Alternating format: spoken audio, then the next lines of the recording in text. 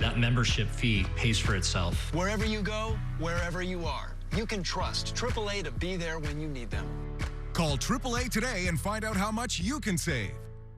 23 car dealers, one unbelievable place. We go to the Cerritos Auto Square. Our size is the reason we're able to offer special pricing, and that is why we sell more cars than any other destination in SoCal. That's unbelievable. Cerritos Auto Square. Candy Burris in studio to talk about producing Broadway's Othello. Plus, sports journalist Jay Paris joins us live from Tokyo with a Dodgers Game 1 recap. Tomorrow. He walks the walk and walks the line, and unfortunately today he gave his life. Now at 7, tragedy in Victorville. A high-speed pursuit ends in a violent crash, claiming the life of San Bernardino County Sheriff's Deputy Hector Cuevas Jr. The latest. Mayor Bass and LAPD Chief McDonnell celebrate a downturn in violent crime, but stress there's more work to be done. And a federal judge demanding answers over the deportation of hundreds of Venezuelan nationals. The escalating legal battle now on the news at 7.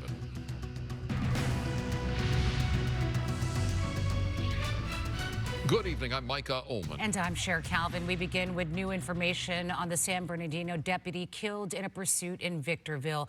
The fallen deputy has been identified as Hector Cuevas Jr., a 6-year law enforcement veteran who leaves behind a wife and 2 children. The crash happened during the chase of a stolen vehicle when Cuevas slammed into a light pole. KTLA's Shelby Nelson live in Victorville with more. Shelby?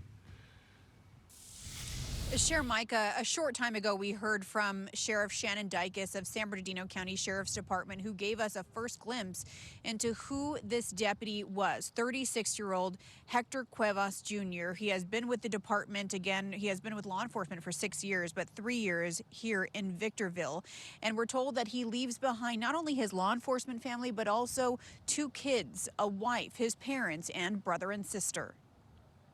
Hector is the type of law enforcement officer that we all want to be.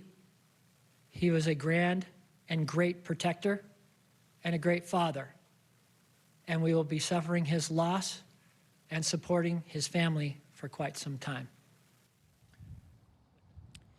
Now, these are images of that procession that happened this afternoon after Cuevas Jr.'s body was taken to the coroner. The sheriff says that he was a 6-year vet of law enforcement and that he was assigned to the Victorville station for the past 3 years. It's believed that he was in one of 2 vehicles that were in pursuit of a suspect now identified as Ryan Dwayne Turner Jr., a 22-year-old from San Bernardino. The sheriff says that Turner Jr. was allegedly driving a stolen vehicle. When law enforcement tried pulling him over, they say he fled, leading deputies on a high-speed chase. Video from Sky 5 shows the debris field, which gives us an idea of the force of that impact. The deputy, Cuevas Jr., collided with another vehicle and also into a pole. As you heard from Micah, he crashed, which caused his vehicle to split in half. The innocent driver in the other vehicle, according to a family member who was here on scene earlier, tells us that she is 23 years old. She was able to walk around a bit after and later went to the hospital. Meantime, as for that suspect, law enforcement later took him into custody. Turner will be booked later for PC, or Penal Code Section 191.5, which is vehicular manslaughter while intoxicated, and Vehicle Code Section 2800.3, evading a peace officer and causing death or serious injury.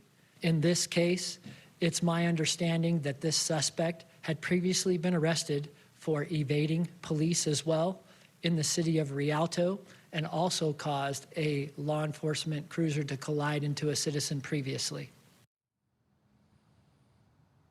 Now, detectives with the Major Accident Investigation Team have been out here for hours, and what they're going to be doing is analyzing several factors that led up to this crash, including skid marks. They're going to be looking for video, all the other factors that could allow them to understand how exactly this happened. Again, 36-year-old Hector Cuevas Jr. With the San Bernardino County Sheriff's Department has died and leaves behind his 2 kids and a wife. That's the very latest here in Victorville. I'm Shelby Nelson, KTLA 5 News. All right, Shelby, thank you. A Mission Viejo man caught on camera throwing an injured cat into a Laguna Hills dumpster has been charged with animal cruelty. 58-year-old Joseph Harrison Parker pleaded not guilty Friday. He was released on bail and faces 3 years in state prison. The cat, named Boo Boo, underwent treatment and has been reunited with her owner, Parker's roommate. One of 2 men linked to the armed robbery of a $1 million watch from a tourist at the Beverly Wilshire Hotel has pleaded guilty to a federal robbery charge. The 22-year-old Colombian national is scheduled to be sentenced July 14th.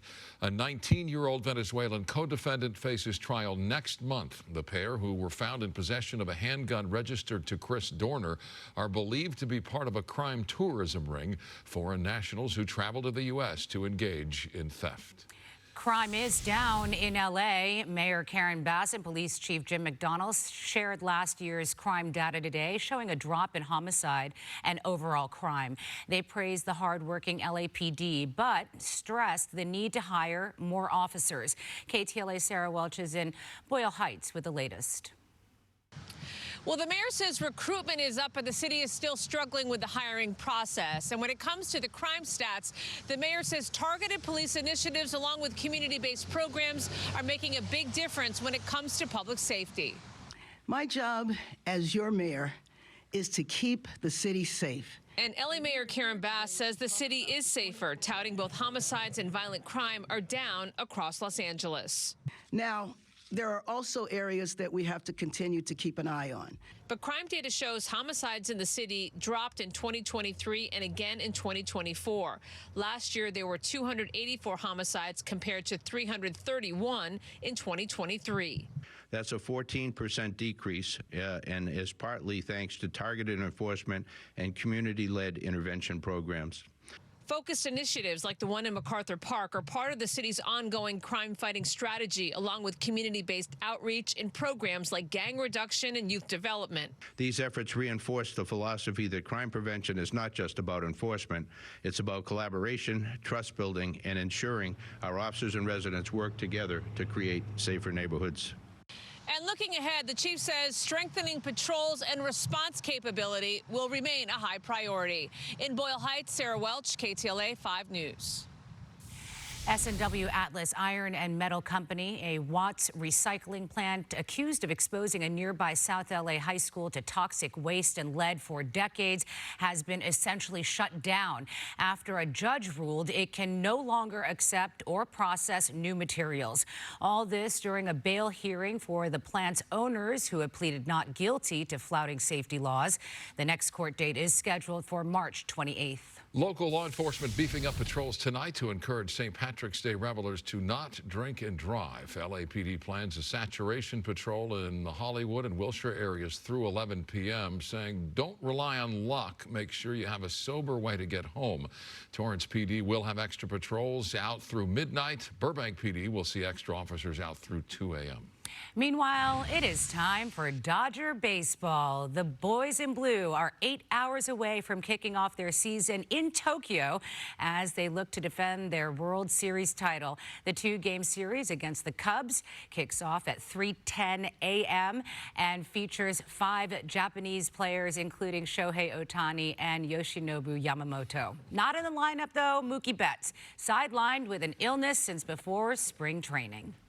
Much more ahead on the KTLA 5 News at 7. An emotional reunion. A beloved French bulldog reunited with his owner more than 2 years after being stolen. And a